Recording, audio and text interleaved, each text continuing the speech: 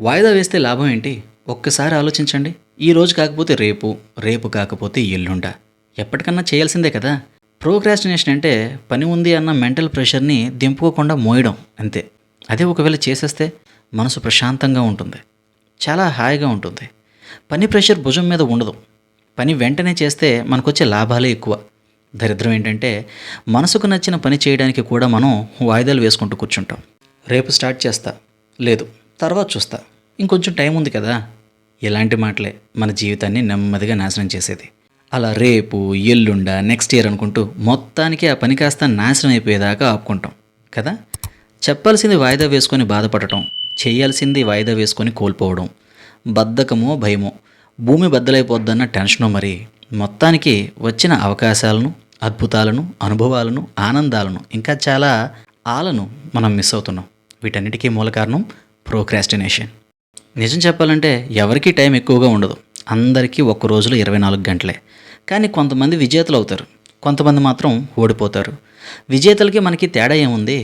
విజేత తన పనిని వెంటనే మొదలు పెడతాడు. ఓడిపోయే మనం మాత్రం రేపటికి వదిలేస్తాం. ఇంకా సమయం ఉందిలే అనుకోవడం ఒక భ్రమ. నిజానికి సమయం అనేది ఒక్క క్షణం కూడా ఎవరి కోసం ఆగదు. అసలు టైం అనేదే లేదనుకోండి, మనం క్రియేట్ చేసుకున్నదే టైం కూడా. అది వేరే మ్యాటర్, తర్వాత మాట్లాడుకుందాం. ఒక విద్యార్థి పరీక్ష దగ్గరలో ఉంది, చదవాలి, రాయాలి, రివైజ్ చేయాలి. సో వాడు అనుకుంటాడు, ఇంకా 3 రోజులు ఉన్నాయి కదా, రేపటి నుంచి మొదలు పెడదాం. నాకు బాగా గుర్తు, నేను కూడా ఇదే చేసేవాడిని. అండ్ ఐఎమ్ ష్యూర్ చాలామంది మనలో ఇదే చేసాం. రేపు వచ్చేసరికి ఇంకా 2 రోజులు ఉన్నాయి కదా, ఈరోజు నైట్ నుంచి స్టార్ట్ చేద్దాం అనుకుంటాం. నైట్ అయ్యేసరికి ఎర్లీ మార్నింగ్ లేద్దాం, ఎర్లీ మార్నింగ్ నుంచి చదువుదాం అనుకుంటాం. అలారం పెట్టుకుంటాం, అలారం కొడుతుంది.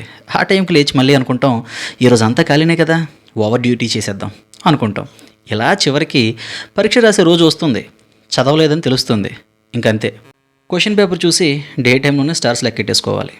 కానీ కొంతమంది ఉంటారు, వాళ్ళకి ఉన్న సమయాన్ని ఎలా వాడుకోవాలో బాగా తెలుసుంటుంది. ఆలస్యం చేయకుండా ప్రతిరోజు కొంచెం కొంచెంగా చదువుకుంటూ ఆఖరికి అనుకున్న మొత్తాన్ని ఫినిష్ చేసేస్తారు. ఫలితం ఒకడికి పశ్చాత్తాపం, మరొకడికి విజయం. ఎంతకాలం పక్కోల్ని ఇన్స్పిరేషన్గా తీసుకుంటాం చెప్పండి? ఎంతకాలం ఇలా మోటివేషన్లు వెతుక్కుంటూ కూర్చుంటాం? మనం చేయలేమా? మనకి ఉన్నది అవే 2 చేతులు, 2 కాళ్ళు, ఒక బ్రెయిన్. మనం కూడా విన్నర్స్ అవ్వగలం.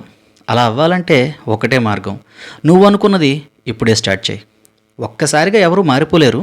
ప్రోక్రాస్టినేషన్ అనేది ఒక వ్యసనం, మెల్లగా మన లైఫ్ని తినేసే ఒక వ్యసనం. మనం చేయాల్సింది ఏంటంటే మెల్లమెల్లగా దీని నుంచి మనల్ని బయటికి లాక్కోవాలి.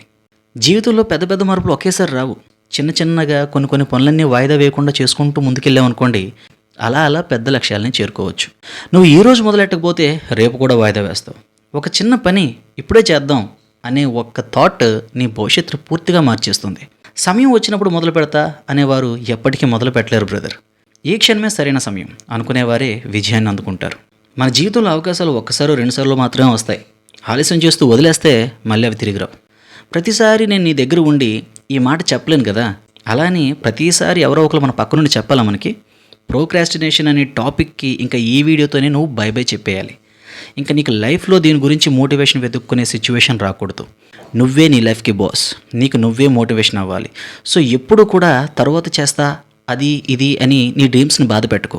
ఎప్పుడైనా పనిని వాయిదా వేయాలనుకుంటే బాగా గుర్తుపెట్టుకో, నువ్వు వాయిదా వేస్తే నీ డ్రీమ్స్ని కూడా నువ్వు వాయిదా వేసుకుంటున్నావు. నువ్వు ఇప్పుడు చేస్తేనే నువ్వు విజయానికి దగ్గరవుతావు. అందుకే మై డియర్ ఫ్రెండ్స్, ఈ క్షణమే మొదలు పెడతాం, ప్రోక్రాస్టినేషన్ని ఓడించేద్దాం.